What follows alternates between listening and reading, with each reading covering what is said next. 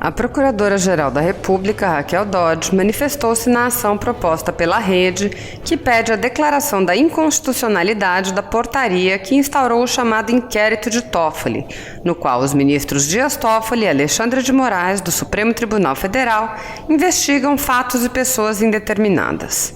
Dodge lembra que já determinou o arquivamento do inquérito por afrontar o sistema acusatório e a Constituição, mas foi ignorada pelos ministros. A Procuradora-Geral da República reafirma que o artigo do Regimento Interno do STF que fundamenta o inquérito não se aplica ao caso concreto, que o responsável por instaurar inquéritos é o Ministério Público e que, uma vez que o Ministério Público se manifeste pelo arquivamento, o pedido não pode ser recusado. Por fim, a Procuradora-Geral da República esclarece que o inquérito de Toffoli afronta o devido processo legal e o Estado democrático de direito. No que diz respeito ao devido processo legal, Dodge explica que, segundo a Constituição, o STF tem competência para julgar acusados com foro privilegiado e não crimes contra vítimas que tenham foro privilegiado. A PGR esclarece: a competência do STF não é definida em função do fato de os membros dessa corte serem eventuais vítimas de fato criminoso. Não foi essa a escolha da Constituição. Dodge rebate o argumento apresentado pelo advogado-geral da União de que a investigação poderia ocorrer no STF porque os autores ainda não são conhecidos. Dodge aponta, abre aspas, este argumento defende a possibilidade de investigação de prospecção ou phishing, ou seja, instaura-se investigação sem o mínimo indício de que recaia sobre pessoas com foro por prerrogativa de função, na expectativa de que, eventualmente, durante o seu curso, identifique-se a prática de ilícitos por pessoas que ostentem tal condição.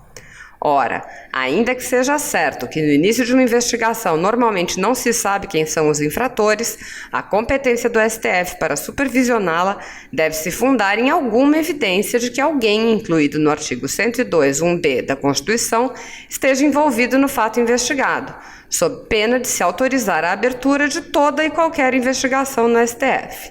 Isso não se coaduna com a Constituição. Mais do que isso, não é a prática histórica da Corte Constitucional, sempre muito rigorosa na fase de instauração de inquérito. Fecha aspas.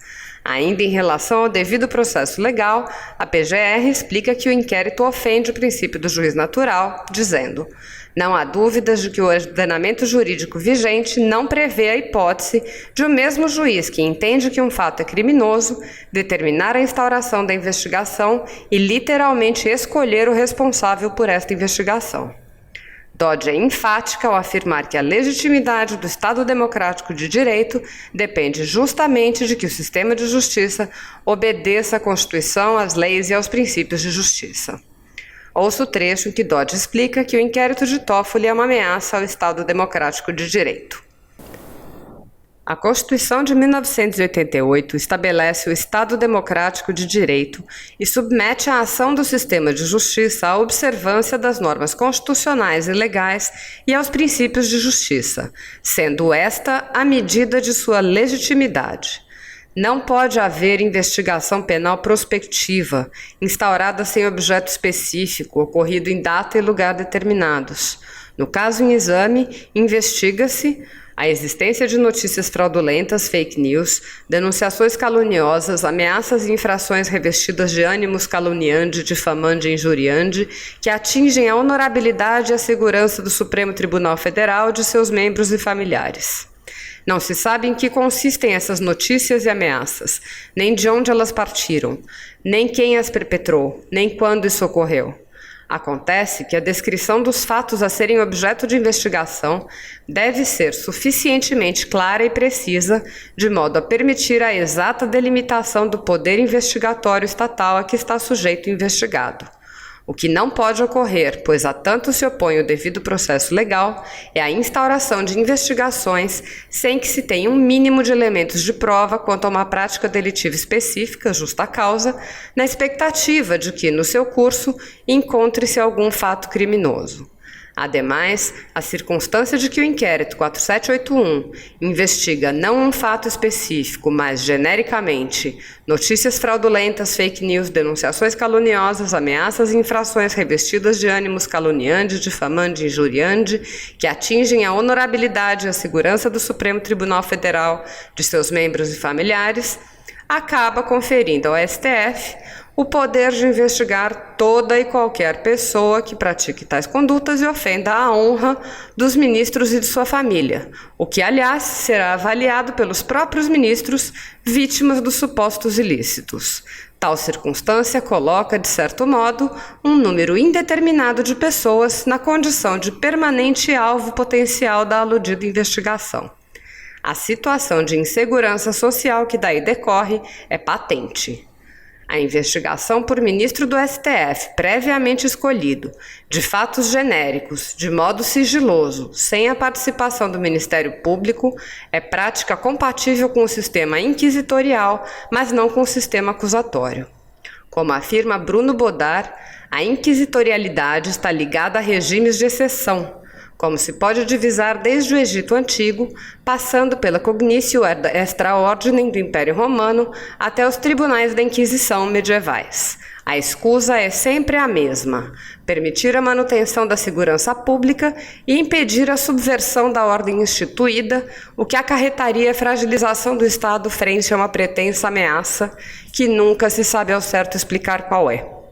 Cada pessoa abdicaria ou seria forçada a tanto de seus direitos em prol do atingimento dos interesses sociais, que na realidade se cingem aos interesses dos que governam. Também não se coadunam com o regime democrático e o Estado de Direito as medidas cautelares que, segundo notícias jornalísticas, foram decretadas no curso do inquérito 4781.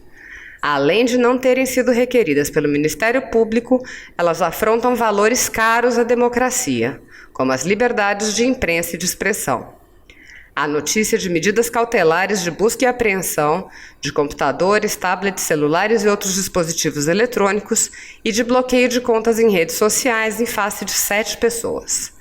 Segundo noticia a imprensa, os possíveis ilícitos penais que as motivaram estão tipificados nos artigos 138 de calúnia, 139 de difamação e 140 injúria do Código Penal, e em artigos da Lei de Segurança Nacional, como nos artigos 18, 22 e 23. A matéria é estranha aos limites do artigo 43 do Regimento Interno.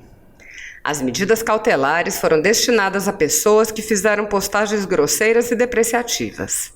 Em que pese não haver dúvida de que ministros do STF merecem o mais elevado respeito, o conteúdo crítico das mensagens está autorizado pela liberdade de expressão garantida a todos pela Constituição, que abrange o direito de crítica.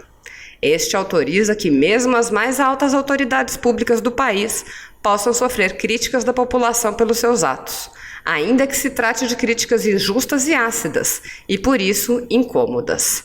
Na verdade, justamente por serem autoridades públicas, elas estão sob permanente escrutínio popular no ambiente republicano, uma das vigas que sustentam o Estado brasileiro.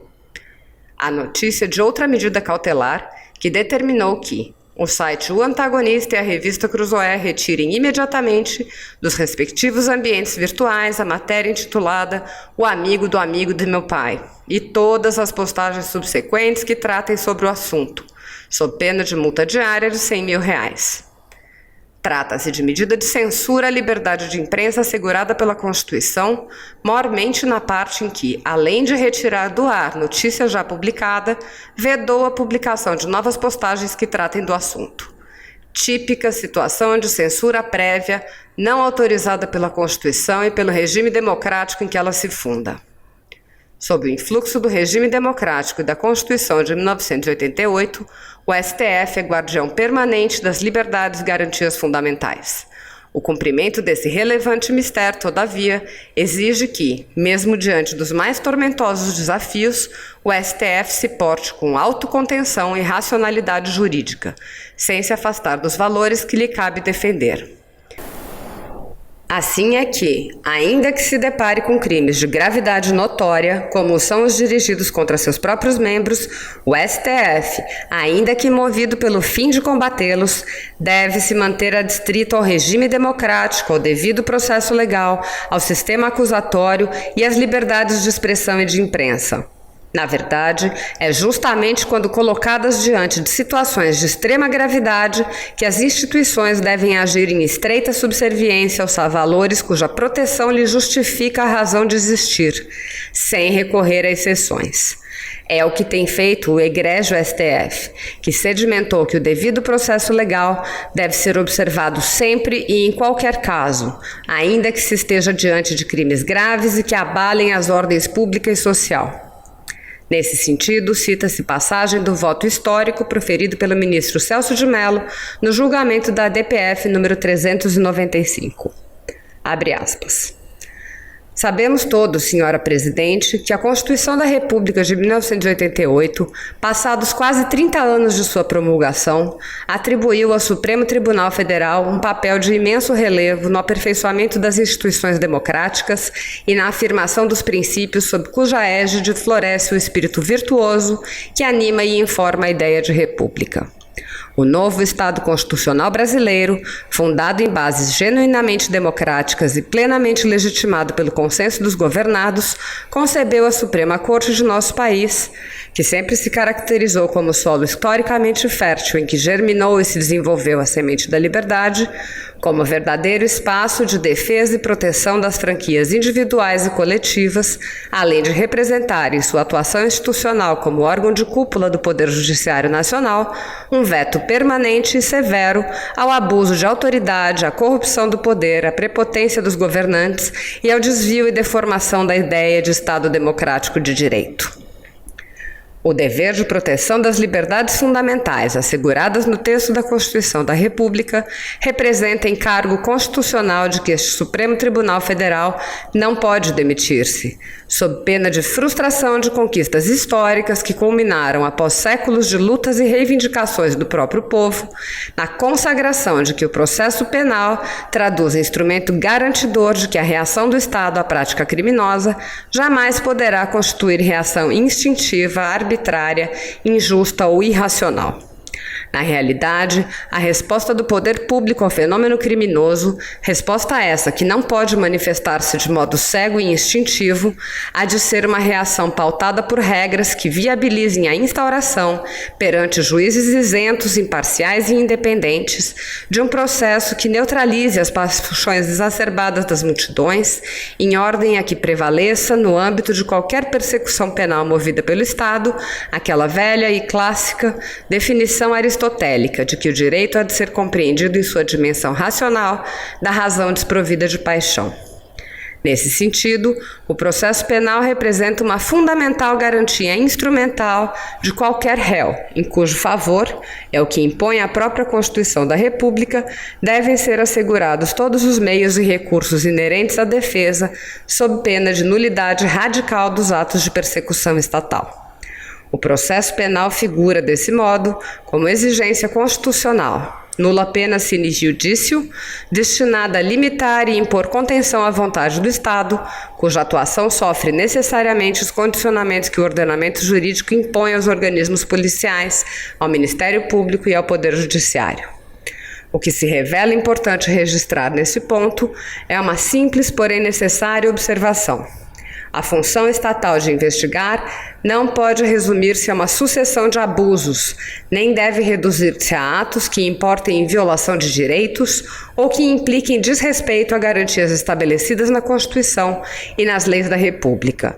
O procedimento estatal, seja ele judicial, policial, parlamentar ou administrativo, não pode transformar-se em instrumento de prepotência nem converter-se em meio de transgressão ao regime da lei.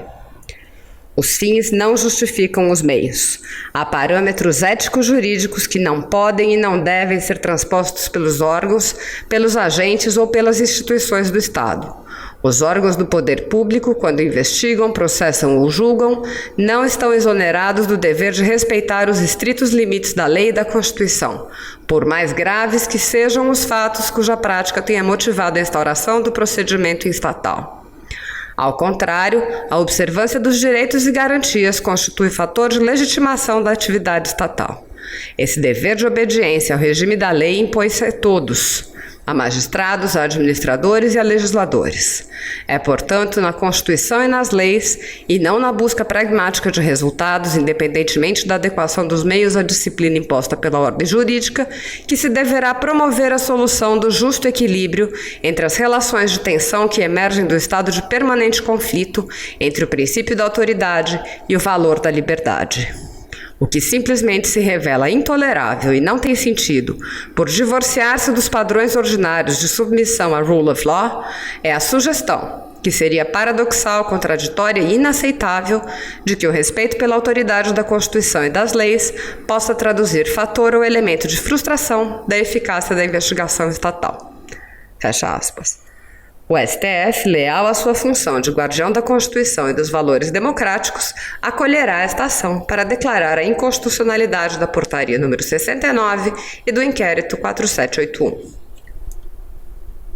Se você apoia Jair Bolsonaro, curta este vídeo, manifeste a sua opinião e compartilhe para que a vontade do povo brasileiro seja conhecida. Inscreva-se no canal para ter acesso gratuito ao nosso conteúdo. Uma produção Folha Política.